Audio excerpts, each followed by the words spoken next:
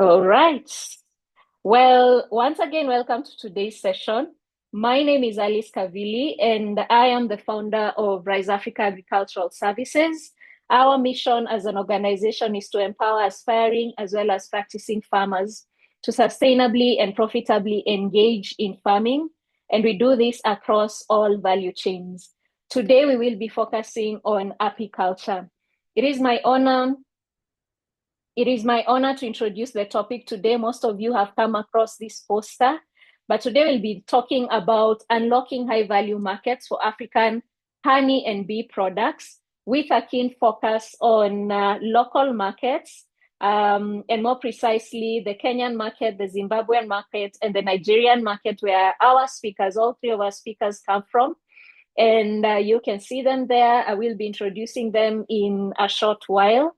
And with regard to export market, we'll be focusing on the United Arab Emirates market access.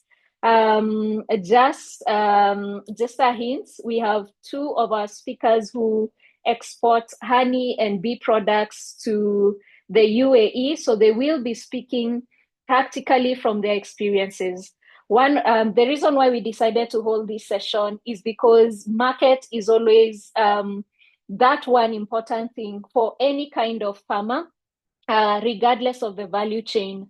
And it can also be a pain point for most farmers and for beekeepers. One of the things I'll highlight that when I posted this on LinkedIn, there was someone who was asking, like, how do we transition literally from information sharing to now the practicality of it? How do we apply that information that we are gaining to practically accessing these markets and making the most out of them? And one of the ways that we empower farmers is by collaborating with well-established farmers, in this case, apiarists, beekeepers, so that they speak from their own experience and they're able to tell you how they were able to translate information to practically access the market. Without saying much, we have, to begin with, today we are starting from the south. We have our first speaker, Miss Jackie Goe. Jackie is from Zimbabwe. Allow me just to switch off the video a little bit. Jackie is from Zimbabwe, and she's commonly known there as Queen Bee. She's an award-winning apiculture entrepreneur and the founder and CEO of Sweet Maungwe Honey. Since establishing the company in 2014, which is more or less a decade ago, she has transformed it into one of Africa's leading honey processing and value addition enterprises. Jackie is one of our speakers who exports honey to the UAE, and she'll be sharing more about that. She has earned the title of Best Honey Processor on the African continent. Through contract farming, Jacqueline has empowered more than 2,000 smallholder farmers. So you will be part of the farmers who've been empowered by her, particularly women, by providing training in modern beekeeping, value addition, and again, allow me to pause and just whet your appetite a little bit.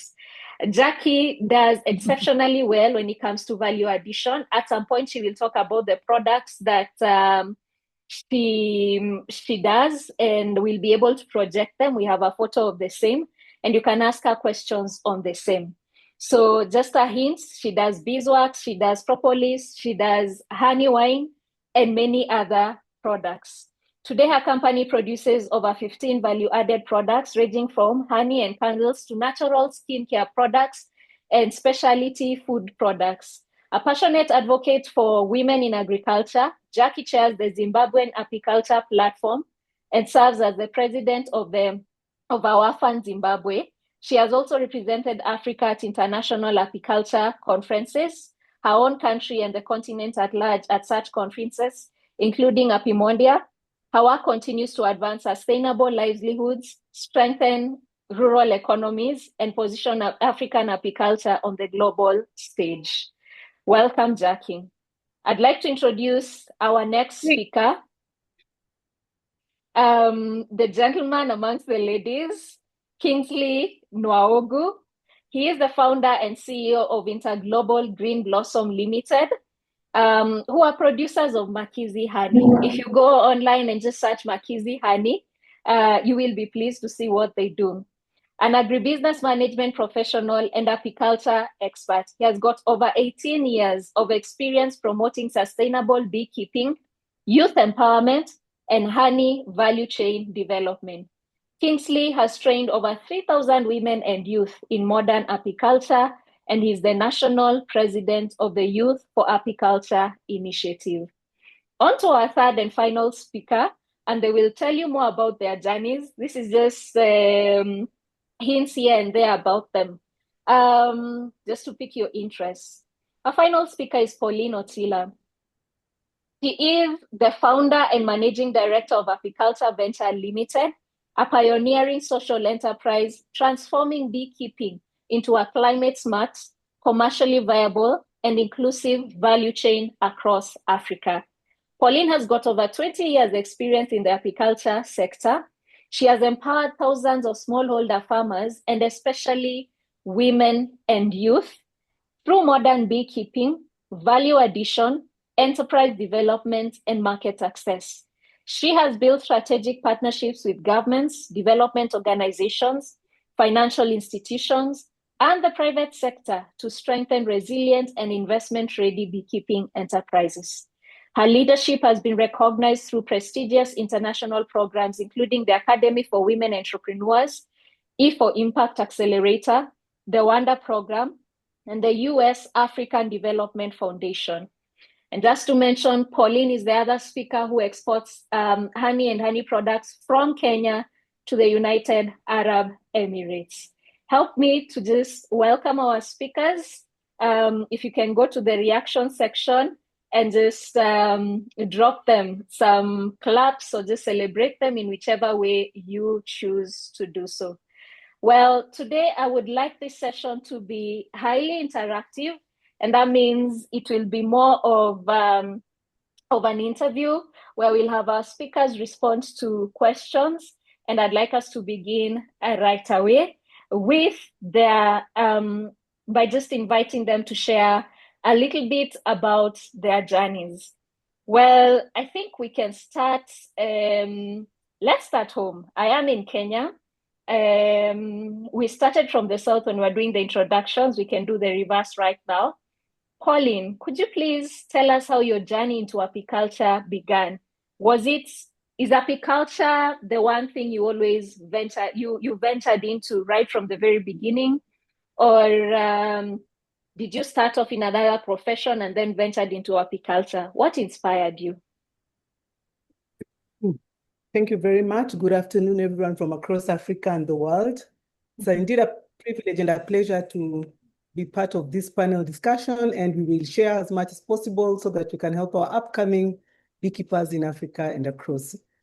My background is actually finance. I did BCom finance, and I used my first job was I used to work in an audit firm. I later on transitioned into an apiculture space where for a long time I was an administration person and finance and operations. But during my stay in these positions, I would see there's a need for the small-scale holder farmer. And I would always ask myself the question, how can I tap into this? How can I help a small-scale holder farmer? It takes time. It takes time to come up with solution and see how you can help them. So in 2013, I was privileged enough to travel to Israel and just see how beekeeping has changed and has sustained life in other parts of the world. So in 2013, I on my flight back home, something triggered in me. And by then, the name apiculture was so fascinating to me, just the name apiculture. I found it quite fascinating. So when I came back home and my thoughts were like, I'm gonna start a company called Apiculture Venture. And this company will be only to sustain, to uplift the life of a small-scale holder farmer in the apiculture value chain. So of course, I came back, I continued in my employment for about 3 years. And in 2018, I left and started Apiculture Limited with one purpose in mind, to work with the small-scale holder farmer, because this was a neglected lot, especially by the big players in the market. My aim was to process and pack So I was definitely going to offer a ready market for this produce. But then I realized the small-scale older farmer has a challenge. You want the product from the small-scale older farmer. The small-scale older farmer hasn't been trained, doesn't have the right equipment. So how was I to bridge this gap? Not easy, because all require resources. So I quickly incorporated all this in apiculture, but starting apiculture was solely to buy honey, pack, and process. But when the need presented itself, and I saw it in the small scale older farmers, then apiculture venture rebranded to a one-stop beekeeping solution provider. And hence, that's where we are today. We offer modern beekeeping equipment. We train, whereby we help farmers transition from the traditional and adapt more modern, sustainable agricultural practices in the apiculture value chain. We offer ready market for the honey that they produce. We ourselves are commercial producers, so we partner also with landowners where we lease land and install our own beehives and later produce honey and other value-add products and other hive products from the beehives. And finally, for consultants in the apiculture value space, like we can help you curate a very a viable model within the apiculture value chain space. And above all, we have our own brand name, the Golden Bee Hive Products, where we have over 17 products within the apiculture value chain space. With that, we'll discuss more as we go on, but that's my journey in a nutshell. All within right. the apiculture value. That is really great. Thanks a lot, Pauline, for sharing that, and really looking forward. I know I personally have had you. We've had this session. This is the second time we're having you as a speaker. But for anyone who hasn't heard about Pauline, just go online, search Apiculture Ventures Limited, and you will see what they are doing. But also through the session, you will hear more. Over to you, Jackie, and we can finish with the gentleman amongst us, because what was your journey like? When did you start off? What inspired you to venture into apiculture? And what has been your growth pattern like so far?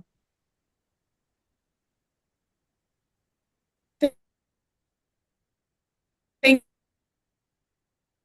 you very much, Alice. Good afternoon, ladies and gentlemen. My journey has been a very interesting one.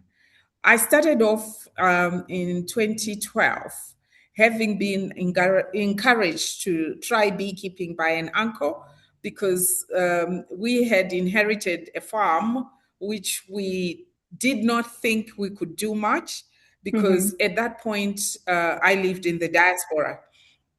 So I took on 5 beehives and hoped for the best. And come 2013, Zimbabwe went to attend Apimondia conference in Kiev, in the Ukraine.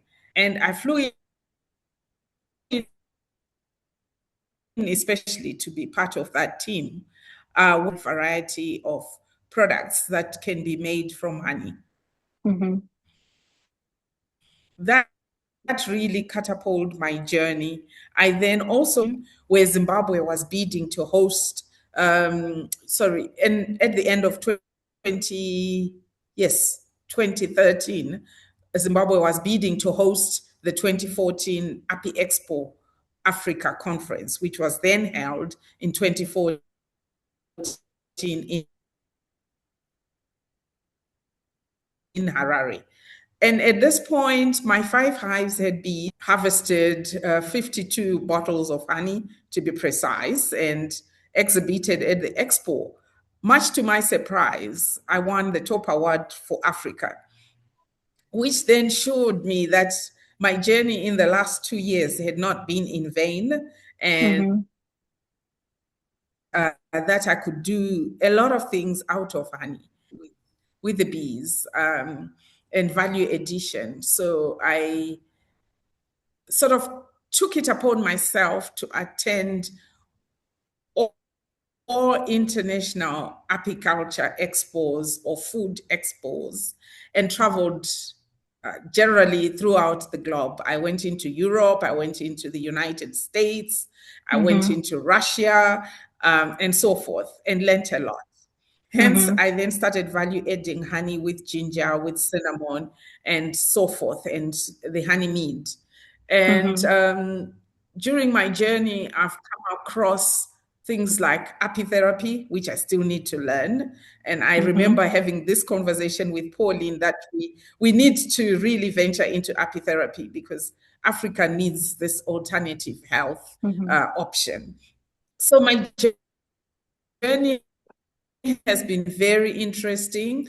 I became a member of African Union, the Bee Project in 2015, which helped me understand what the deal with bees. So we were literally going country by country, trying to understand and assist and see what trajectory they could take for the sector. So for Zimbabwe, we lacked structure, we lacked training of trainers,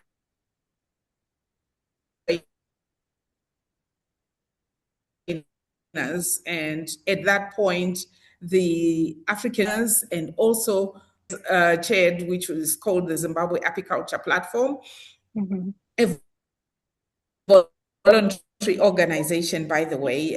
So we just network via WhatsApp. It's not a legal entity, as it were.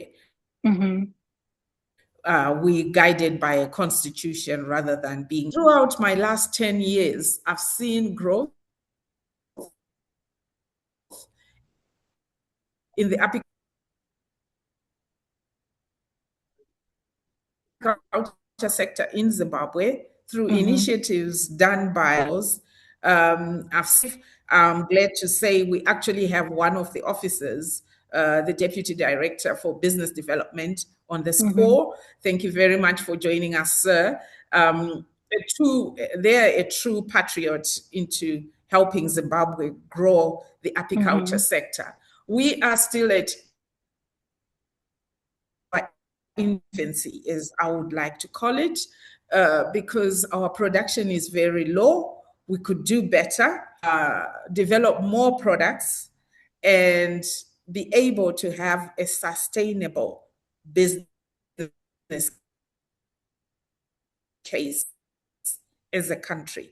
I think I'll stop at that and address the export readiness.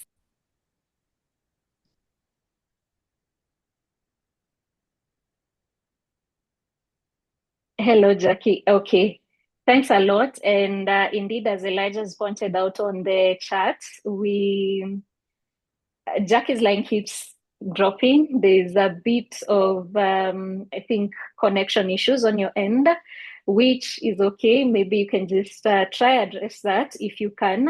But thank you for what you have shared. And indeed, you can keep sharing your experience even as we move on. Valentine, just acknowledging that I've seen your question, which leads us to, we'll come to that. And thank you for sharing that. As the speakers are speaking, and if you have any other question, you can keep posting on the chat and we'll get back to that either as we continue through the session or at the very tail end when we have a Q&A session where we'll interact also with the participants. Thank you, Naserian, for that. To our final speaker, Kingsley, what was your journey like? Just to point out, Kingsley at the beginning had mentioned that he wasn't in a position to talk. I don't know whether right now you are, Kingsley.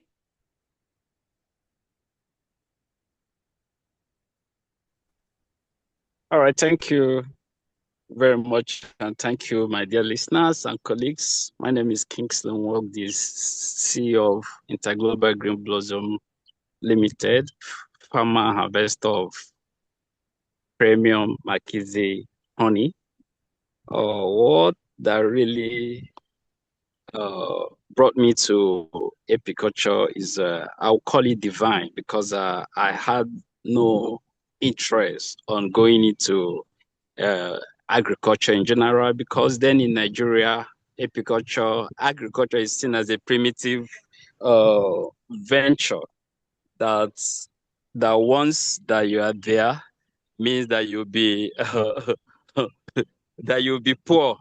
So I had in mind to read to study chemical engineering and I have a particular school, Federal University of Technology, Owerri in Nigeria.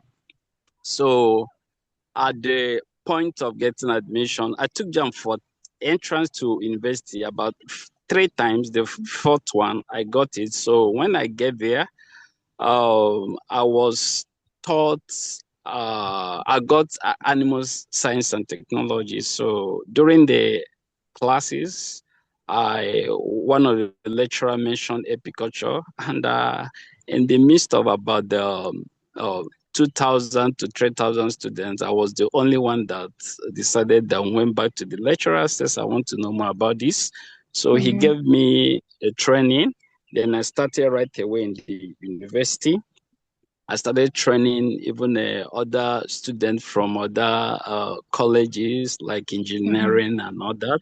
So when I finished, I decided to make agriculture a business that it can serve as a model for other young people, because I've seen that it has, Nigeria will have the potentials.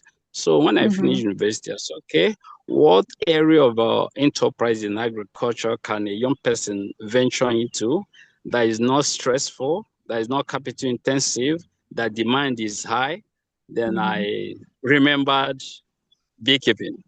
So after going through other agricultural enterprises, I said that beekeeping is where to go. Then I asked myself, what's the problem in that industry? I found out that the problem is adulteration. Adulteration is okay.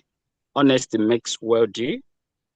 I had to redefine business. The business is not only profit maximization, but profit maximization must be equal to consumer satisfaction in order to have a sustainable business. So I decided to spend the rest of my life in this apiculture by creating a niche. So currently, I'll tell you, apiculture, God have used it. I've trained a lot of people within Nigeria and Africa. Apiculture has connected me to high-profile people you can talk about in the world. And currently, we harvest almost all the bee products in beekeeping.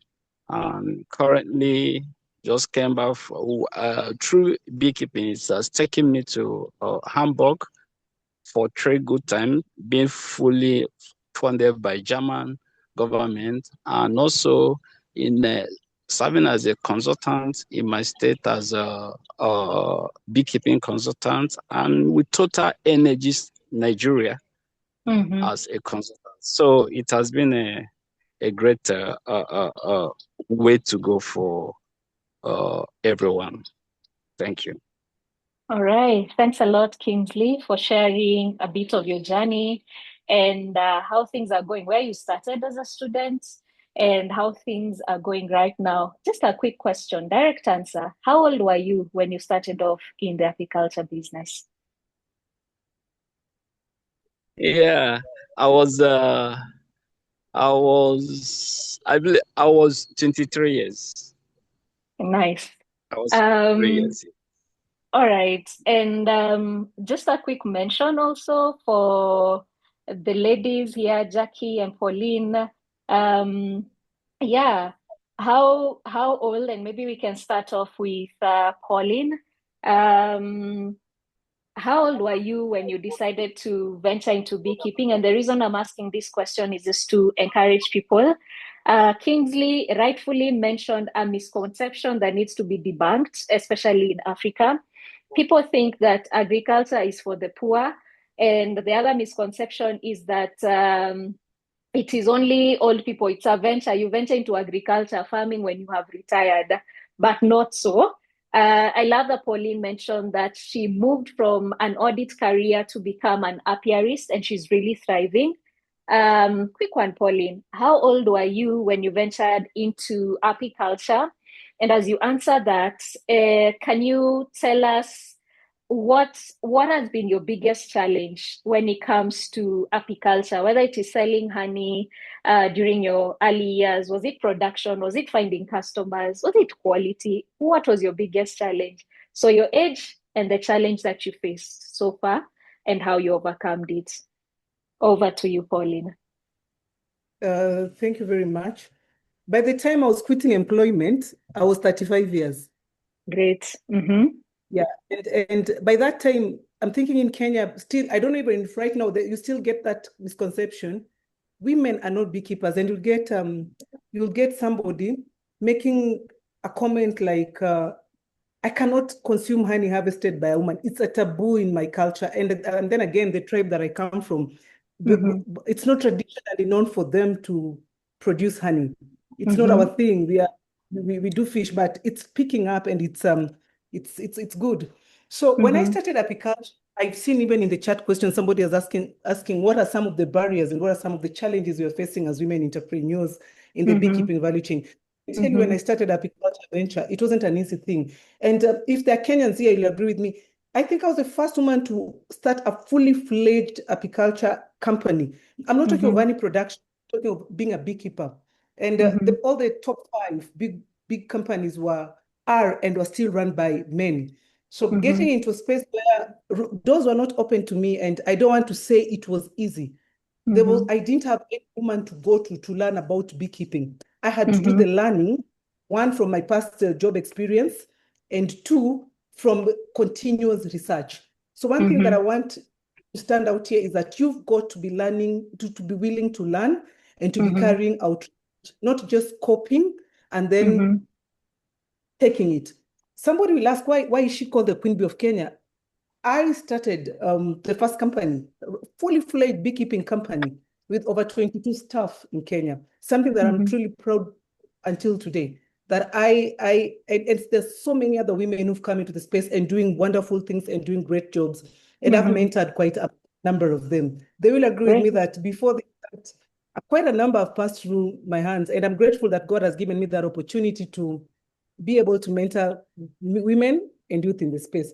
So some of the key challenges I actually experienced when I was starting, one was price competition. It was so stiff, as I've mentioned. And remember that time, and until now, we were still competing with honey that is coming from across the world that is cheap and sometimes even adulterated. So I'm here with this notion, I'm bringing you a pure product. So my price would be and is still slightly higher than the adulterated honey and the cheap imports from the neighboring country. That was one of the biggest challenges that I struggled with. That still is a struggle for those who are venturing into the market, but once you position yourself well, then you're good to go. Also, limited consumptions. Look at it right now. How many people knew the benefit of honey as it is known right now? Customers will just come and say, your honey is crystallized, I don't want it. This honey, you've added sugar, I don't want it. So there was a challenge for consumers to distinguish between adulterated honey and pure honey. And so if you look at our consumers, even now, what is the purchasing decision? What makes you buy honey from Pauline and not buy from XYZ? The consumer decision were driven by price. And there were it was not rather than the quality, the traceability, the production standard, your product handling. Price played a big role and not the type of the product. So that was my topmost thing that I struggled with. Of course, with others, inconsistent supply. Remember, I was getting into the market to work with small-scale holder farmers. The supply was quite consistent. There was limited market access. I'm trying to get into supermarkets. I don't have a consistent supply of this honey. So that market access also to break into supermarket wasn't easy and still not easy. Hotels, pharmaceuticals, export market, don't even mention, because that came later on in my business line. And another thing that most of you will agree with me was branding and packaging. All the honey in this region, the packaging looks the same because there were no variety of packaging materials. It's either the comb shape, the plastic or the glass. With one shape, it's either round or it's either squeeze bottle. So there was no diversity, that brand appeal. And then brand your product, you really needed somebody who's done branding. Somebody will tell you, this is what I want to communicate. So can my brand communicate it? So I went to, that time there was no ChatGPT. So I went and I told the guy, I want a round thing with a bee and just say golden bee honey. Anybody else could do it. So what was the appeal? How could I compete in the market with, because again, I was budget constrained to hire somebody who would help me develop a brand that will compete, that will be competitive in the market. And finally, there was a building consumer trust. Just remember when you knew, because of adulterated honey that is common in the market, consumers were so skeptical to get honey from somebody who's coming new. And I really now relied on friends and relatives who would use my product and then spread the word with spread it by word of mouth. So to counter this, I had to invest in education, product demonstrations. All these are costing money, right? Transparency, evidence. Continually, wherever I go, I will talk about my product. I will talk about, because by then I was just dealing with two products, honey and beeswax. So it was continuous education and awareness to the consumers that eventually helped brand. But in a nutshell, those were the 6 major challenges that I had when I was starting out. Great. Thanks a lot for sharing that. And I believe a good number of us, or a good number of the participants, especially those who tried apiculture, can identify with some of those challenges. I'm curious, Jackie, were these the exact same challenges that you faced? Can you say they're the same challenges in Zimbabwe? And how have you been able to overcome these challenges? And especially considering that, as Pauline rightfully said, there are quite a number of honey products and honey brands out there. How have you been able to set yourself apart?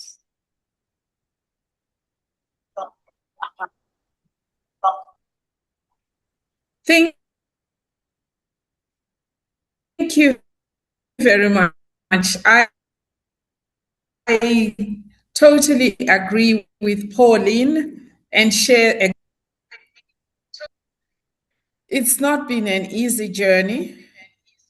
I think you had asked what age we all started off.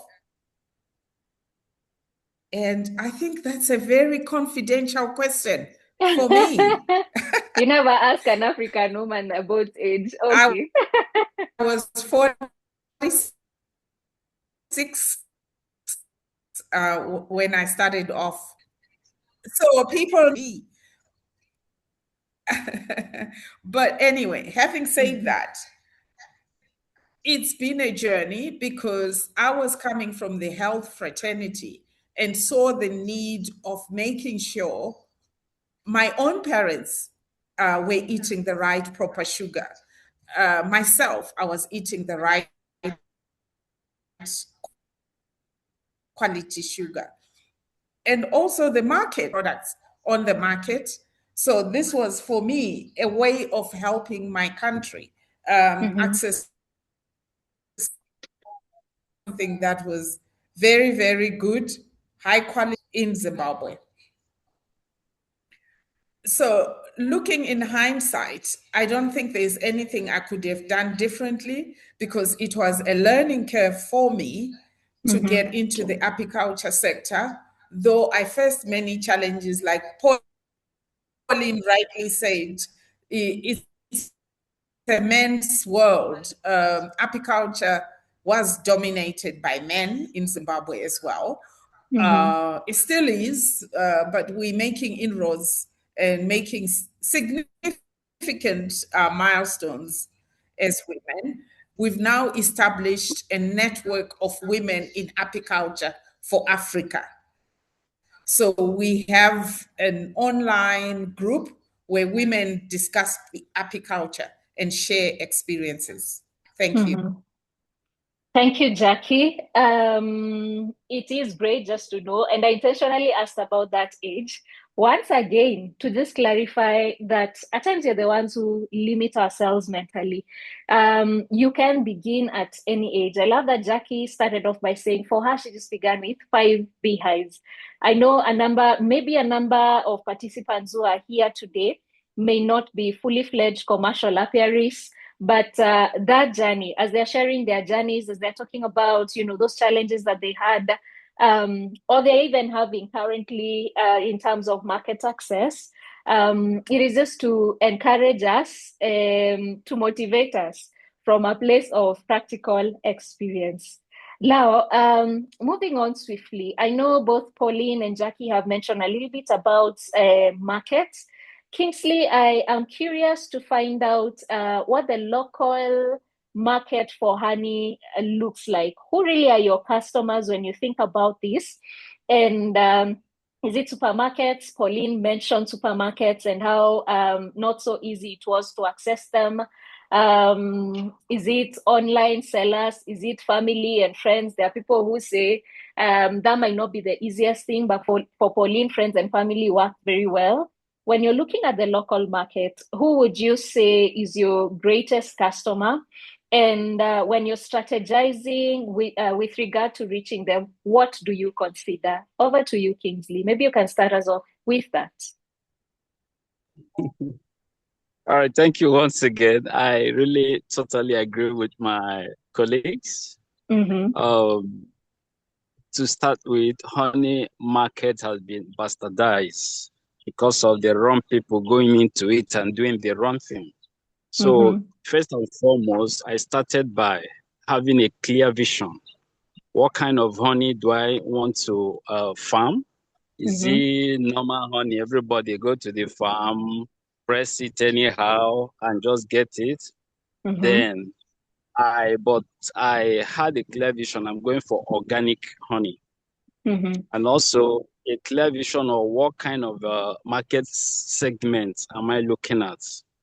Because people, they farm because they don't use the right method, then they sell anyhow. That's okay. How do I start? Because if you are presenting your honey, they'll ask you, how sure are you that this honey is original? So I started by, it's okay, since I have a clear vision, I have a clear product I want to have, then I said in my mind, my product will become a global brand. I set a level what my product should look like. Then I had to start having the necessary registrations, trademark of my name, or the marketing name and all that. Then I get into the production. I say how to get the right products. Now, how do I get the customers? I say my customers are those that believe that there is no original honey in Nigeria. So what do I tell them? I say, okay, buy my honey, analyze it anywhere in the world. If it fails the test, I refund you the money you pay and also pay you back your analysis money. So that's how I started. I said, okay, who are my first targets? I had to get to high place individuals like EU ambassador, director, ECOWAS, and so many of them. I give them a sample. When they think it, the response they gave was fantastic. So I used them to build the market. I said, okay, look at this person is taking it. Look at his feedback or her feedback. Then that's how I started. Then I've already told myself this is what I'm going to get. And I move ahead. Going to supermarkets, those guys, I also find out here in the most of them are interested in the how many bottles they sell. They are not interested in quality. So I had to define my honey, that my honey I farm is different from that regular honey that you sell. So I use social media, most importantly. That's what I use. Then with testimony of people that have used the honey. So I had to share my my link for them to drop a feedback review. So that really helped me to drive the market. So what I did also is that when I found out that supermarket is difficult to penetrate them, so I had to go through the people that have used high place individual that have used my honey. Then they will tell them this honey is good. I want it to be in your shelf. Then most of them also, I then give them sell for a month. Let's get the feedback for the customers. So that is how I use to penetrate them. And also, most importantly, I use social media. With that, the honey is really, really selling. So I also use it whenever I travel. I use it over there, creating international market, because we know that we African, seeing that our money is done, and the Europe, they don't have what we have. To be honest, when you taste their honey, then and taste honey from Africa, you find out that it's really different. So I use that to reach out to some of the supermarket there. What I did is that I had to give them a sample, run your analysis. If you are cool with the quality, then let's do a business. So that is so far how I'm going, and the result is really showing. Okay. Thanks a lot, Kingsley, for Yes. sharing that.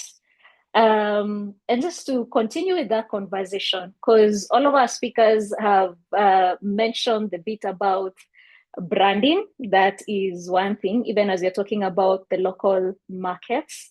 Pauline mentioned a little bit about packaging. And I'd love to get back to you, Pauline, because I know you are business specialist. Your career is in business all the way to your current PhD and everything. I'm curious to find out, still looking at the local market and with the experience of, I think amongst the speakers, you're the one with the most experience in apiculture, should be about 2 decades. Looking at your own marketing journey, what would you say was that one thing that you did, or the few things that you did? It's not a must that it becomes one. When you look back at the last 2 decades or so, and you consider your marketing and the revenues that you've gotten from the strategies that you have employed, could you kindly share some strategies that have helped you with regard to branding, packaging, and the entire scope of marketing? Kingsley has mentioned social media. You mentioned at the very start, family and friends. When you look at your marketing strategy within the local markets, what is it that you would say, did it for you? I know there's that one point where you've broken even and you're very much well into profits and everything. What is it that you would say did it for you or does it for you right now with regard to your marketing strategy? And feel free to turn on your video if you'd like. Sorry to cut you short. Yeah. I know some of our speakers have issues with internet. And I'm so glad you've made this conversational. So it gives us an opportunity to share it raw as it is and how we've navigated through these market waters. So for me, one of the things when I got into the in the industry, I wanted to produce honey. It didn't matter whether, like I want to produce honey, and honey I must produce. I didn't think of how will I sell this honey. I didn't think of how will I differentiate myself. I started thinking of this when I was already in the game.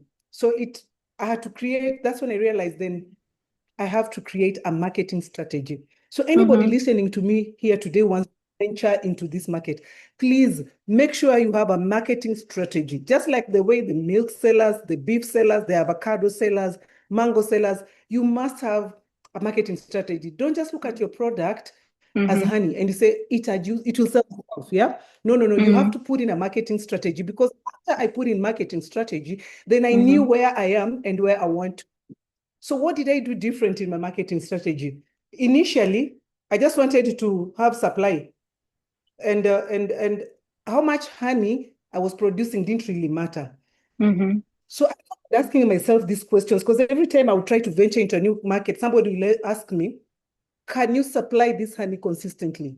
I didn't have market strategy, so I had no answer. Yes, I can get so many. Nobody wants to say I can supply many. What is many? A marketing strategy will help you tell the client I can supply 30 kilos a month. I can supply 300 kilos a month. I can supply 1,000 kilos per month. That is part of your marketing strategy. So it's good to have it so that when you ask that question, you're able to answer. In the international market, somebody would ask you, is your honey traceable? Traceable? What do you mean traceability? It got me thinking, I don't even know where, I just know my honey is from Makueni. Where in Makueni? Which hive was used? Who are the farmers? Was it ethically harvested? Were the bees harmed? All these things came later in my marketing strategy.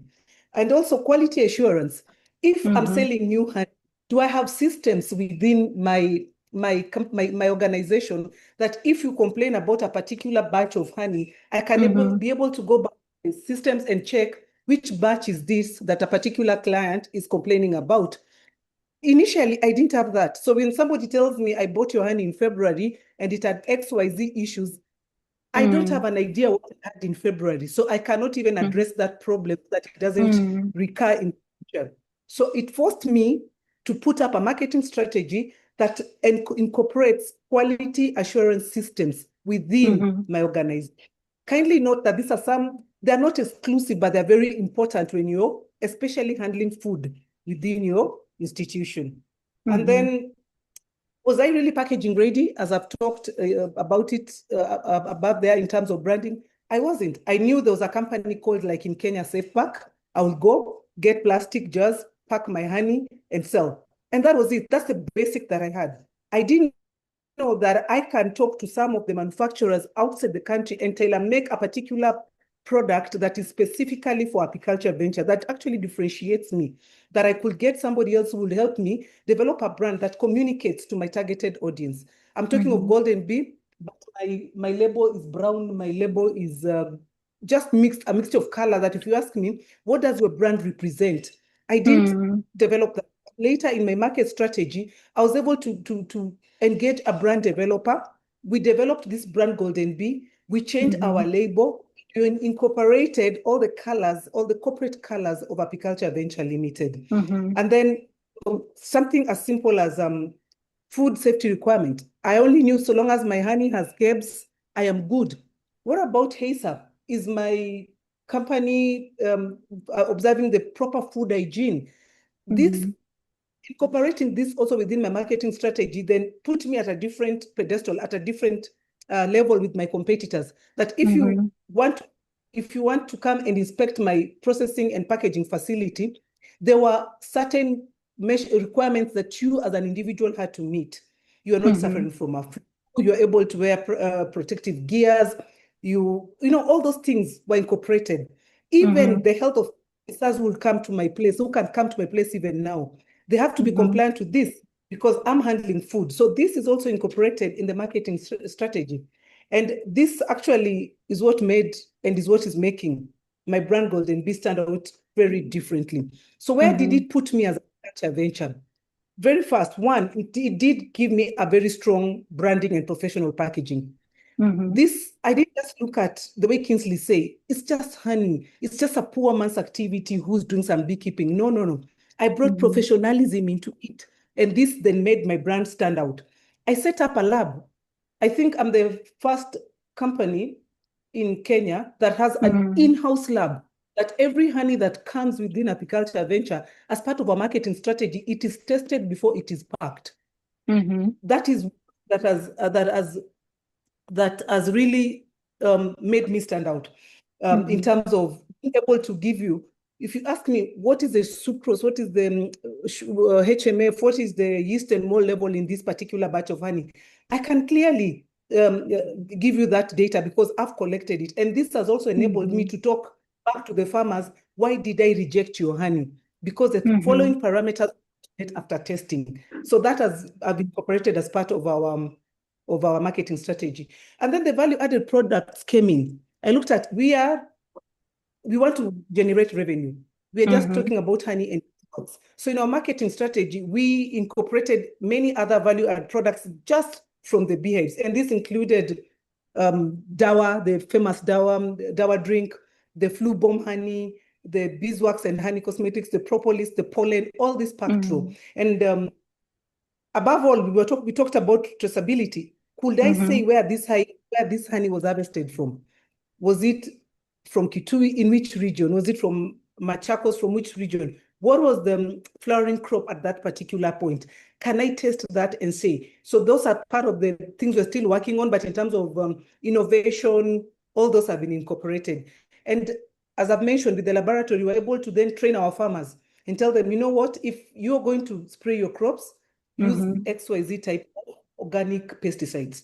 So this, through market strategy, we've also been able to develop training programs with our farmers. And this has helped them build capacity, build them, so that they can also produce honey that can competitively fetch good price in the market. And then above all, one thing that I was proud of that I wouldn't go without saying is developing reliable market linkages with our small scale holder farmers. It is quite a beautiful thing just to go to a community, have a collection center, aggregation center, collect the small scale holder farmers and give them a decent means of life. Yeah. So that's part of our marketing that we've developed over a period of time. Okay, that's really great. And thank you so much for mentioning that, Pauline. And just once again to build on that, because you have mentioned you mentioned the bit of value added products. I would like Jackie just to share a little bit more about that. And later on, Kingsley, you can also talk about what you do in the local markets. Then we will venture now into the UAE export markets, and then we can open the session for questions. And thank you very much to everyone who's posting on the chat their questions and everything. We will get back to that. So Jackie, over to you. Tell us a little bit more about the value-added products that you have at Sweets Maungwe. I am trying just to get that projection for us. Yeah, but please unmute and tell us about the value-added products you have at Sweets Maungwe. Thank you very much, Alice. So we've ventured into value addition, and we have a number of products. To your left of the screen is our honey wine. The next one will be honey with comb inside, liquid honey with a comb. Then we have cinnamon honey. We have honey with ginger. We have honey with nuts. And then the little one to the extreme is a gift. We use it for corporate gifting. And the tub in the middle, that's our body butter. So my value addition story stems from having traveled globally and appreciating what other countries are doing in terms of honey. So I wanted a product that can land in Harrods in England, for instance. So this product must be in a good jar. It must be well labeled.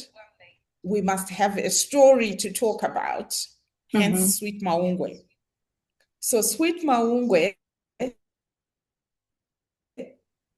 is our brand name. Maungwe is my tribe.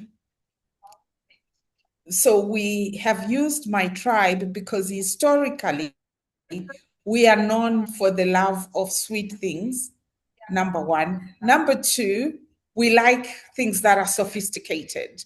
So I thought that story will augur well with my brand. And the cherry on the cake was my uncle who trained me always used to tease me that Maungwe people will never be famous. And I used to argue with them that I'll have a brand of honey that will go global. Hence, yes, we are almost there. So value addition is not just about a product in a jar, but you must have a story. Right now, the European market will buy a product because of its story. So whatever you are trying to do, you must be able to describe where you're coming from, your journey, the benefits of your product, and what is in your product that makes it sticks out of the normal range of products. Thank you. Thank you, Jackie. I love what you have said that I think appeals to the local markets. The fact that the Maungwe people are known to love sweet things. So by the time you're labeling your honey as sweet Maungwe, people within Zimbabwe, I almost said Nigeria, but Zimbabwe, can identify really with the products because of what is culturally known about the people, the Maungwe people. Yeah. So I like that. Kingsley, over to you. There's something interesting that you do. I saw Kingsley post this on his status on WhatsApp. And I love what you shared with me here. And I intentionally had this image just as you shared it with me. And I love one of the things that I love now that we are talking about branding for markets. I love the way this beeswax, the candle, look like. Can you confirm that this is actually how things look like? In Kenya, we say a vitu per ground. Is this actually how the beeswax looks like? And what advice this branding decision? And how are you able to compete with other candles from other brands, given that it's not every other candle that is made from beeswax? Over to you. All right, thank you very much. The picture is real, and it sells currently. As I posted it, interests are coming across the country. And Okay.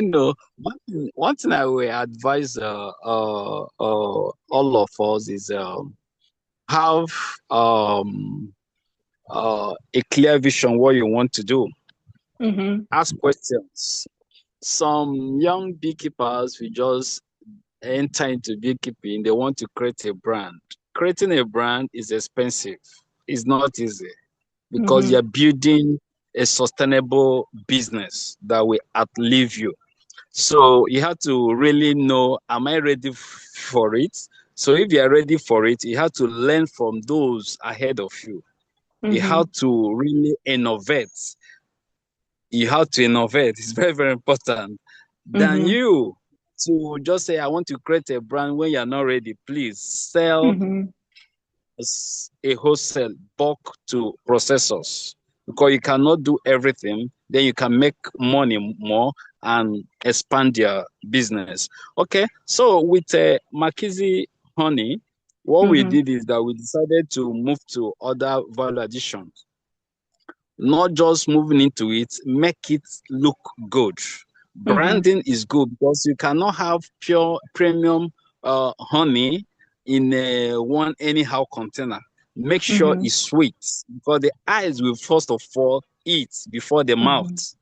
So that's exactly our orientation in Makizi. So that is exactly what I did. Then also traceability, as Pauline has mentioned, and as Jackie also, all those things are very, very critical in developing a brand and making it attractive to the consumers. So we also move out from just honey is honey. No, we decided to look out for different native African plants in various of our apiaries. Like one of my apiaries, I have African velvet. It's a native plant in our place that bees love. So when the bees forage from it and during the time of blossom, so you find that it gives a golden colored honey. So I make sure I don't blend it with other honey. I harvest it separately and package it separately and name it African velvet honey. And also, I also kept some of my beehives around the neem tree plantation or bitter kola plantation or bono plantation to give me bitter honey. So I also label it bitter honey. When you have varieties of honey in your shelf, You are really communicating, telling people, because when you run the analysis, you find out that this particular honey might have more vitamin C or more antioxidant properties than others. So with that, you can advise the consumers the one they can go for. And also, one thing that really helps us is that while harvesting, doing everything behind the scene, always record it. Show people, because they don't want to hear what you say. They want to see with their eyes, because most of them have been deceived several times. So that is exactly what that is helping us, and we are also working hard to do better. And that's what makes our products stand out in local markets. Thank you. Great, great. Thanks a lot. I honestly love the branding. I don't know about the rest of the participants, but great work there. Yes, it is by all means attractive to the eye. Yeah, and just to move on swiftly and address the UAE markets, I'd like to get back to you, Paula, and maybe in the next 2 minutes, you could share when did you venture into the UAE market, and what would you say participants need to consider as they're venturing into that market? Thanks. And since it's such a brief session, you've given me 2 minutes, I'll tell you, it's good to share experiences. So the first time I ventured into that market, I had never done it. I'd never even exported to Uganda or Tanzania. So here I'm venturing into different continent. And it was a request by somebody in the market, like, Pauline, you have honey. Can I sell your honey to the EU market and not with your brand? So partnership calls in, like, I want to move this honey, but I've got to sell honey to somebody who is already in the free trade area operating in that space. So I sold my honey, I packed the, and it was returned because the packaging was wrong. In that market, that packaging cannot go like that. So this person had not done honey before. I had not exported honey before. I had no idea how the packaging is done. So you know what it means. I've already been paid. I've sold the honey. It's been rejected because of packaging. Fortunately enough, it wasn't because of the product, but packaging. So what does that tell me? I had to research. What does the EU require? What are the requirements? So that in the future, if I'm not even working with this particular partner or this particular quote unquote broker, I can export my own market. So that was just I think it was during COVID period when things were so tight. So after that, I went for COP. I went for, I think it was COP 29 or COP 28 in Dubai. And I met, that's where the COP was taking place. And I didn't have any product. I just had my brochure and I had my business card. And I met people who were interested, and I joined a trade forum there. There are chambers of commerce there. And that is how, why am I saying this? That is how I developed my market. If you do not talk about your product with the right people, then you will not get into that space. So getting into that space, I started doing my research. And one of the things that I found out is that, one, please know the sequence, the regulations of the things that are required. And one of my biggest asset at that space was honey. Because even if you have the market and you don't have the product, so what are you doing? So honey itself was the biggest asset. So anybody who is looking at getting into this market, do you have consistent supply? Because let me tell you, 2020, the place where I was, the company that I was interacting with, because I sold to them and they distributed it locally. One of the things that they weren't pleased with is that they would ask me for 3 tons. I tell them, no, I have 1 ton. That is not something you want to venture into export market. So that's when I realized I need more farmers to partner with, collect the honey. And that's how I started. I thought, how will I then ensure the quality? I started the laboratory. So any honey that go out, I know the requirements. So my point is this: develop strong partnerships locally so that you can aggregate, so that you can have a supply base. Know the requirements of that particular market. because you are not going to chase buyers to be ready. You're not going to do that. You're going to build an export-ready business first. Your business has to be export-ready, and buyers will have confidence in you.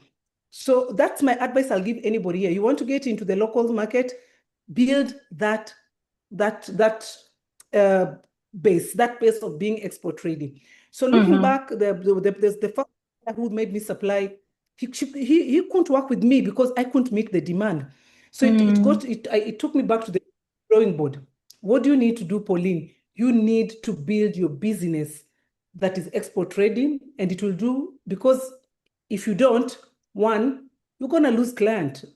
Two, you're gonna be blacklisted because they'll say, this one, she says she can give 30 tons and she can't. And then build strong local partnerships. Once you build those strong local partnerships, then it means your supply base is strong. So it's very important also to learn what are the what are they called? The systems. What are the requirements of that country? And never stop learning. All the time, I will always log into the Dubai Chambers of Commerce. What are the latest export requirements? What is evolving in the export market? So I try and get to stay informed. What are the consumer trends in UAE? What are the new regulations? Because every time there are new regulations, what are the packaging innovations in the market? Probably here we prefer them in jar. There they prefer them in glass. They prefer them in metal containers. And what are the sustainability expectations in the Dubai market? Do you even know those trends that are currently there? And what are the market opportunities beyond what is there right now? And once you do that, be consistent. Because with one successful shipment, that one does not make you an exporter. So in 2021, I was calling myself an exporter. It was just one successful shipment. And then I was struck out because I didn't have them. But now, with being able to give after 6 months, 4 months, I got a good packaging locally, that good drums that are food grade certified. That is what was required in the EU market. So getting those trends and understanding what is required, I can tell you that's an assured long-term success that will come with delivering same quality every time, only meeting your commitments, and that consistency builds repeat business. Without that, you will not be able to get into export market. So don't export once and call yourself an exporter, and build a strong brand. Remember, when I was talking about marketing strategy, I talked about brand. Build a strong brand, whether if it's in bulk or in small batches. Build a brand that will communicate quality, just as Kinsley said.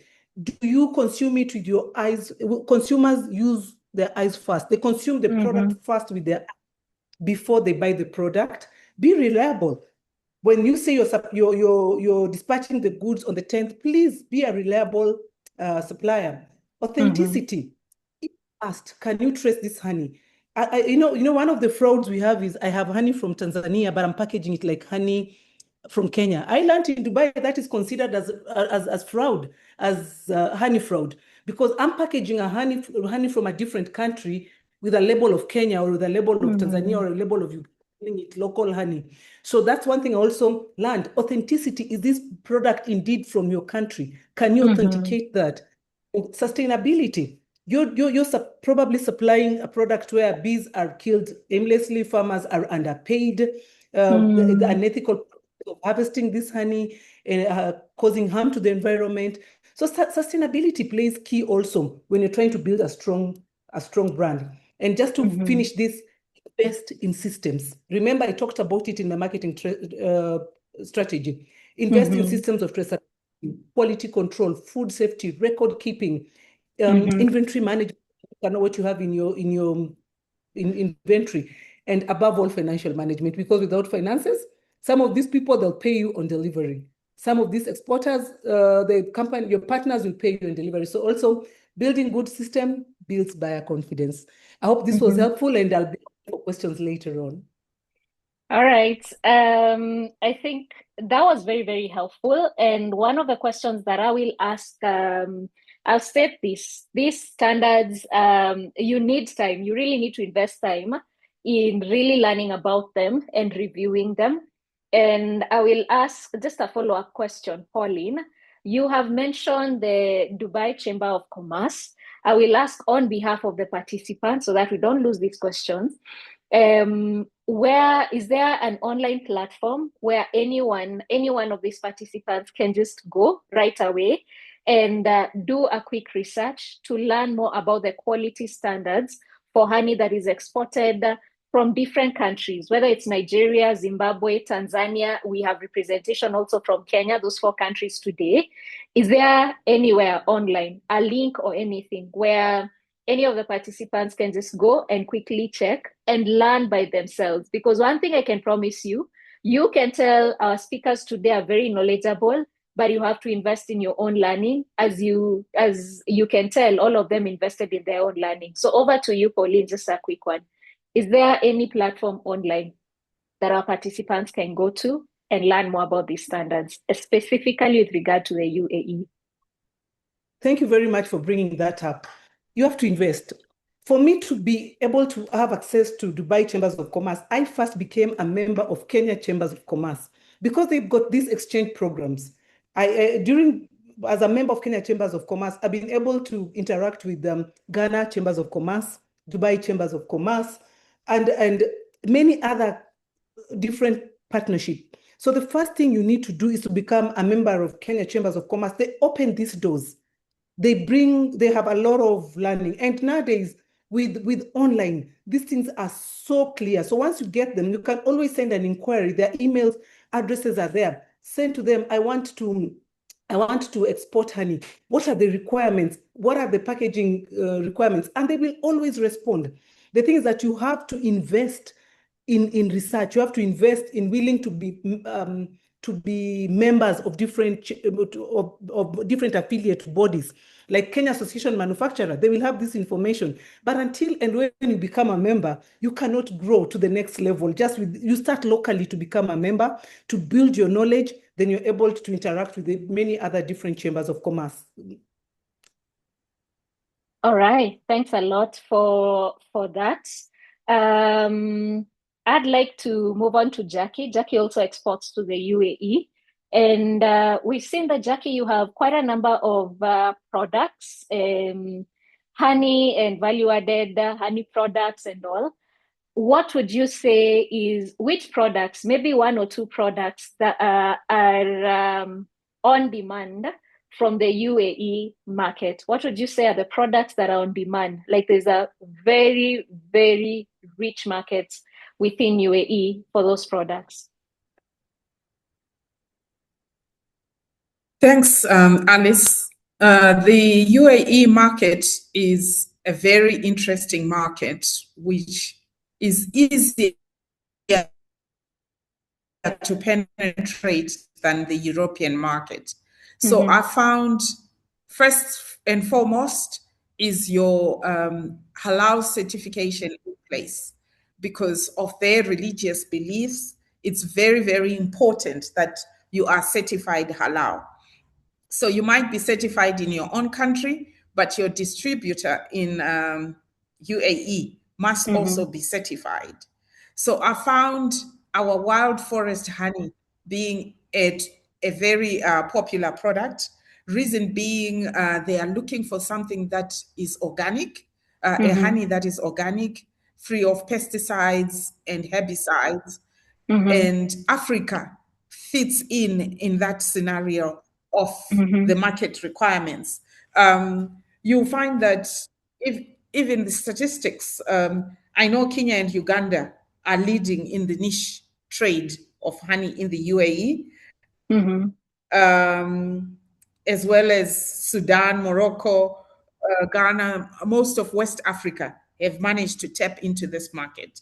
So for me, coming from Zimbabwe, it's about scaling up together with the smallholder farmers to be able to market this honey collectively. So what I've done in Zimbabwe, I'm working with a trade arm called Zimtrade, where we have developed clusters which are going to feed in to the UAE market. So these clusters are trained from scratch in beekeeping for quality standards, so that by the time they harvest, they understand what the market requirements are, rather than going out just buying randomly from farmers that we have not capacitated. So they are given standard beehives, standard protective gear, and everything is up to scratch. Even the buckets that they harvest the honey in must be food grade, and it must be stored in a room which meets the specifications of what a honey collection center should be. All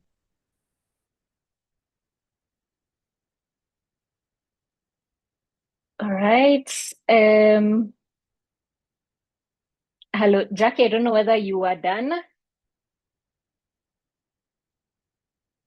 Yes, Right. I was done, but I just Okay. want to share some interesting statistics.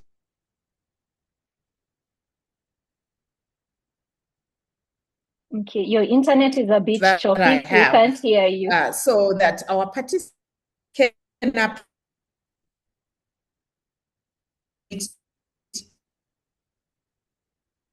why we are so interested in the UAE. Currently, the UAE is importing. Oh dear, can you hear me now? It's still choppy, but we are trying. So I wanted to share some statistics. The UAE imports between 35 million and 40 million of natural honey per year. Africa is getting less than 10%. I thought that will give us food for thought, that we have not arrived in the UAE as a nation. All right, thanks for sharing that insight, that key piece of information. That means there are opportunities for us as a continent. To be honest, I feel like there's so much we could talk about during this session. I mean, the more the speakers share, the more questions come up. And I just want to open this up to the participants and the questions. And we will begin with, let me see, Valentine, your question was answered. Elijah Dundo, you're asking, in this AI era, how much are you leveraging the AI platform for your marketing, branding, etc.? Pauline, you mentioned that there was no ChatGPT back then. So maybe you can pick that now that we have ChatGPT and every other AI tool that is there at our disposal. So how are you leveraging AI for your marketing and branding? Over to you, Pauline. Okay, thank you very much for that, Elijah. It's true. I mentioned about ChatGPT was not there, so we will develop everything from scratch, and it wasn't easy because there was nobody helping you to think. And let me tell you, I'm not against AI per se, but look at I will start with the posters that people go to, let me say ChatGPT, and say, develop. AI is wide. So I'll use the one like developing your brand. And develop for me this. And sometimes you look at those posters and those brands, they all look the same. Because it's limited to one thinking, and it cannot just narrow it to your product when it comes to branding. That is one. But looking at other aspects, how can you leverage AI? One, I'm looking at something like, how can we predict swarming? You want to increase your honey production, or you want to increase your beekeeping, your beehive colonization. So how can you incorporate AI to help you determine when will swarming be? That is one way that I'm currently working on a system, an app. I'm working on an app that will help me predict the swarming system. That is one way of leveraging on AI positively. I'm also looking at, through this system, can I then detect colony weakness? How is the weight, by probably incorporating a smart scale in my beehives or my apiaries? How is my colony strong? Is the colony increasing? Is the hive weight increasing? Incorporation of AI again to help you in managing your system. Identifying pests and diseases within your apiary. Can you incorporate AI? What will this do? It will help your colony strong. It will help you increase your honey production, and it will push you into the export market because you need volumes. And then you can also incorporate AI in your system to help you. When is the right time to harvest? When is the right time for feed? And all these things I'm sharing with you is the things that I do research first. I try them. I fail. I come back. I involve young people from the uni who are very good with IT. How can we come up with one system, AI system or incorporated system that will help predict swarming, detect colony weakness, monitor hive temperature and humidity, identify pests and diseases. And the end goal of all this, it's just one thing: higher hive productivity and lower colony losses, which then increases your honey production, and you're ready to go into the export market because your production will be consistent. I think, I hope I've answered the person who was asking that. Great. I think you have answered that sufficiently. And there's more truly that you can do with AI in this day and age, beyond the monitoring, beyond all that information that AI helps you just to get. And sorry, just to add on AI, we've talked throughout about traceability. Traceability of honey highly relies on AI also, because it will help you give you, if you want to know where this honey is coming from in terms of GPS location, in terms of QR coding, that the system developing is using a QR code, then I can incorporate the QR code from the region, like from the Makueni region, the QR code. You can scan that code, and it will give you the region without me writing too much stories and overcrowding the label. This honey was harvested in blah, blah, blah, blah. So much story, just incorporating an AI tool, the QR, to give you the entire story of the traceability. So that can also be one way that you can incorporate it. And somebody was asking, how can we get in? You are the one who asked, how can we get information about different levels of commerce? AI can play a very big role in this, because it will give you global requirements, global honey prices, consumer trends. All those are AI. It will give you regulations in different American market, European market, African market. And above all, we look at marketing. Before we think of exporting, are we selling it locally? Which tools are you using? Social media, how can you incorporate AI in it? I think those are different tools we can really incorporate, and I'm using them currently in the marketing of honey and other hive products. All right, thanks for responding to that. I like to point out that we are way past our stopping time. It was supposed to be 17:30 hours EAT, East African time. I will, if you need to leave, that's okay. We respect that. But I'd like to kindly request for a few more of your minutes so that we respond to all questions. I believe this session is very informative to everyone, and it's probably the reason why we are all hanging in there. But again, being respectful of your time. If you really need to leave the session, that is very okay. But allow me just a few more minutes, maybe 10 more minutes or so that we can conclude with the questions and share an opportunity that is there for all Africans, especially towards the end of the session. Pauline, do you offer lab services to other farmers interested in checking the quality of their produce, maybe at a fee? That's a direct one for you. Yes, we do, but a disclaimer is always good. You cannot take it to the market and say certified by Apiculture Venture, but when you bring your products, before you pack it and even take it to KEBS, we will give you all the analysis of your honey, and at a fee which is very affordable for different parameters. Different parameters attracts different kind of fees. So I can share with you my number, then you let me know which parameters you would love tested. All right. That's Elijah Odundo. You feel free to maybe side chat him and share the number.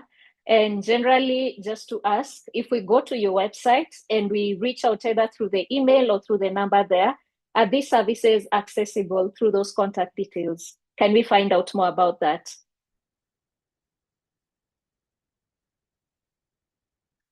Yes, Pauline, I've shared my okay. number. Yes, All I've right. shared my number. And the email there, sales or info, you'll always be responded to. Yep. All right. Thanks a lot, Colleen. Moving on, Elijah was asking, have any of our panelists harvested white honey? It's quite common in Ethiopia. And he goes on further to ask, is it true that white honey has higher medicinal value than usual golden brown honey? White honey is harvested in Kenya, that's one. There is the narrow peel honey in Laikipia that does that, and feel free, Pauline, to chime in and clarify that. But Jackie and Kingsley, you can also respond to that question. Kingsley, you can go first.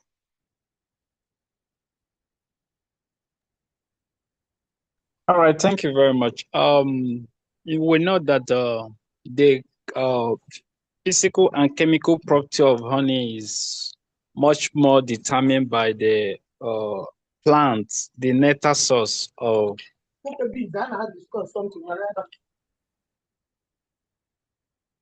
Okay, I think, okay. Sorry, Yeah, I'm back. So, yeah, I'm back. So it's much more determined by the forage that the bees, the plants where the bees collect the nectars, and you don't really say it's more medicinal if not analyzed to find out the medicinal components or property they possess. Like currently, here also in Nigeria, we harvested green honey, which was sent to UK for analysis. So it's a very good thing. It's a very good thing. It's not bad. So it's part of what we can then work on to see the medicinal property like pollen is. So a sample of that can be sent to her to look at the various properties to then ascertain a class of where to class that honey, then to sell it as premium, which is also an added advantage to a beekeeper. Thank you. All right, thank you too. I think for the sake of time, we can move on to the next question. Elijah, thank you for that thumbs up. I'm assuming your question has been answered pretty well. How do you eradicate honey theft in this era in Nigeria? Because this is one of the biggest challenges of beekeepers. Probably, Kingsley, you can respond to that, given that it's coming from someone in Nigeria. But I know the lessons are applicable all across the continent. If you can do so in 30 seconds, we'd really appreciate. Yeah, please, can you repeat the question, please? How do you eradicate, how do you deal with honey theft? All right, very simple. One, before you install your beehive, try to identify the pests that are available in that place. Then you can use, mostly what I use is organic method. We normally use we squeeze neem leaf, because we are trying to make sure that we are away from pesticides and residue in our honey. So you use organically method to make sure you take them away.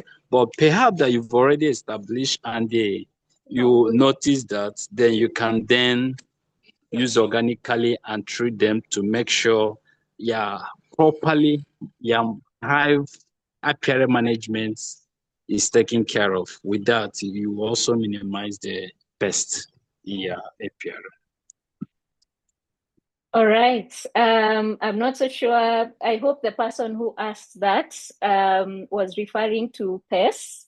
I read that and I thought it's literally human beings stealing. Your neighbor coming in and seeing it happens with agricultural produce and they decide to steal. But in case you are referring to human beings, Kingsley has rightfully responded to pests. But with human beings, just put up security. You know, those, if you can, the electrical fences, if you can just, even if it's not electrical, put up a gate, lock that area and everything. The normal security measures that you'd put in, we call them boscos in Kenya on a light note, but put in the dogs that would help you chase away any thieves at night. Just the common measures for security.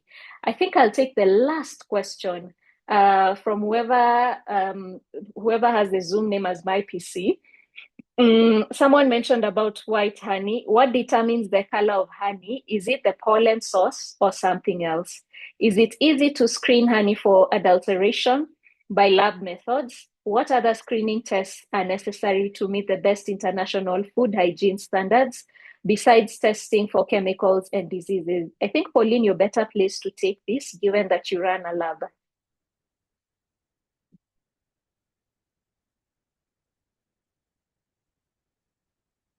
Pauline, you're on mute. Oh, sure. All right. When it comes, what determines the honey color? That's what she was asking. The nectar source is what determines the color and the taste of the honey. That is one thing that is for sure. We, as human beings, we cannot determine the color. It's the bees, the nectar source, where they forage the honey from. When it comes to honey testing, there are people who use, there are different, what can I say? There are different things or different components that we test in the honey. I'll use something like HMF. HMF, you can use HMF strips or you can use the chemical method to determine how this honey has been processed. If we go to yeast and mold, we'll use the incubator to check for the yeast and mold. So some of these tests, you cannot check them with the naked eye. They involve chemical process to determine the chemical composition, the nutritional value, as somebody was asking if one is medicinal than the other one. What tests are you doing? We have for heavy metals. Again, that can only be done in a laboratory. So depending on which test you're carrying out, there are physical tests that you can just use your naked eye and you can see. But there are those complex tests that needs to be carried out in a laboratory, and they can indeed inform you if the honey is adulterated or not. All right. I think there's someone, let me extend a little bit more grace to Wasabi Dennis. Which harvesting methods preserve quality? For the rest of the people who are posting questions, I think we can switch this to WhatsApp at this rate. I have posted the WhatsApp channel for Rise Africa Agricultural Services. What we will do with the speakers for today, because they are quite knowledgeable, so that we remain respectful of everyone's time, we can switch to WhatsApp. We'll just have a discussion and see how to manage those questions on WhatsApp. But please join that channel and we will continue to communicate there. Kinyanjui K, can honey ever be poisonous if nectar foraged from poisonous flowers? And then which Wasabi Dennis is asking, which harvesting methods preserve quality? Any more questions beyond those two, we will respond on WhatsApp. So over to you. I think, Jackie, you can respond to Wasabi. Which harvesting methods preserve quality? Thank you. I hope you can hear me. Yes, we can. Okay. Harvesting methods. I think, like I said before, you need quality equipment. So when you are going to harvest, make sure your bucket has been well cleaned, sterilized, your gloves are clean, right? Because this is food handling. You are in compliance with your HACCP standards in your country. You then take this honey, graded at the hive, into a processing facility that is also using clean equipment. once you've processed it, it's stored in food grade or stainless steel buckets or containers. So it's an ongoing process. It's not just starting from just you wearing a clean bee suit. It's your tools, your buckets, your processing equipment, and storage facilities. Thank you. All right. Thank you, Jackie. That was pretty clear. Kingsley has responded. Please look at the chat also for responses to those questions you're asking. I think, Kingsley, you can respond to, can honey ever be poisonous if nectar is foraged from poisonous flowers? And not just poisonous flowers. When you talk about agriculture, because bees and agriculture, farming and everything goes together. As you're responding to that, please talk a little bit more about chemicals used on plants and how that can affect honey. Over to you, Kingsley.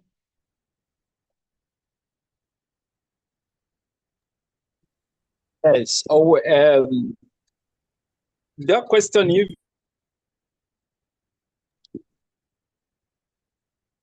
I don't know what's happening, but you keep going. You keep muting. Maybe Pauline, you can pick it up so that we bring this to a close. Okay, thank you very much. And this question brings us back home to Kenya when there's a time there was I think 2 articles that were running in a local newspaper saying that family dies after consuming poisonous honey. And after thorough research, honey poisoning goes beyond just what the bees forage from. And Jackie has touched a bit in terms of cleanliness. So honey, there's something called mud honey. Based on the research and the papers I've read throughout, rarely poisonous honey will kill you. Rarely, and there are few flowers that are known to be a little bit toxic, and these are like is it called the mud honey or something? It's particularly a particular species of flower that causes that when bees collect nectar from that, it contains natural toxins that it's often called mud honey, and it will only cause some side effects like nausea, dizziness, low blood rate, such kind of thing, sweating, blood vision, although it's rarely fatal. So going back to the article that say that families have died after consuming honey. One, it was actually established that after harvesting this honey, the container they had used to store the honey, to collect the honey, they had previously used it to mix some pesticides, some herbicides for the cow dip or something. And that is what caused the stomach ache problem, and they later died. So honey rarely, I've not come across any incident that says honey has killed. But there are some chemicals that will be traced back, either pesticide residue, herbicides, the industrial pollutants, heavy metals that I had mentioned that we use for testing, and through veterinary services, because in Kenya, even before you export, you have to take your honey through the veterinary department for it to be able to screen for some particular traceable chemicals that we cannot trace in the local lab, but can be done at veterinary level. And also, when you ask about that poisoning, you've seen people saying, do not, it's a disclaimer put on the jars, do not feed infants below 1 year honey because of, it's not poisonous per se, but honey can just cause some discomfort, and honey safety measures, food handling safety measures should really be applied at this level also to control or to stop honey poisoning in human beings. Yeah. All right, great. Thanks a lot for that. Wasabi, and thank you, Kinyanji, for appreciating that. Wasabi, you asked another question, which I will kindly request that you let us answer on a different session. What physiochemical and sensory characteristics are preferred by UAE buyers? That's a question that would require a heavy answer. And then there's iPhone, whoever is behind iPhone. The iPhone owner. In Kenya, there's a requirement for expiry date for honey. Does honey expire? Allow us to respond to those questions a bit later on a different platform. I am thinking that at this rate, maybe we might even just have to start a WhatsApp group so that these conversations and the consultancies can move on there. One of the things that I've been happy about is the fact that our speakers are mentioning that guys are reaching out to them directly, and that is the essence of these sessions. So feel free to actually reach out to them. And for the benefit of others who are not able to join, we will share the recording of this session on the WhatsApp channel. I have posted the link again. Please join. It is for your own benefit. Yeah, but I'd like to request that we bring the session to a close there. We are way past our time. And once again, we need to be respectful of people's time. But I just want to say thank you very much for everyone who joined in today. The other things would have loved to share an opportunity with the Africa Fruit Connect that actually comes with an opportunity to apply for funding in its sense. And we will share that also within the Africa Fruit Connect. You need finances for your business. And we've talked about marketing strategy and everything. You need finances. All speakers have talked about the whole bit of finance. So we are going to share that in the WhatsApp channel. I highly encourage you to join once again. But thank you so much for joining in. To our speakers, Pauline, Kingsley, for the participants who are there, can we just appreciate them once more? Thank you, Elijah. You can clap for them. Thank you, Pauline. We miss seeing your beautiful face throughout the whole session. But glad you can go on camera right now. Kingsley and Jackie, we greatly appreciate this. I will not go without mentioning that they are doing this pro bono. In other spaces, you will pay per hour and to the tune of dollars, more than $100 per hour per speaker to get the information that you're getting right now. We hope you'll be able to apply this practically and build your businesses. Beyond this session, once again, each and every one of these speakers is available for consultancy. You can find all of their companies online, Kingsley, Pauline, all of them. And by all means, join the group. Well, I'll go ahead and stop recording as we have come to the end of the session.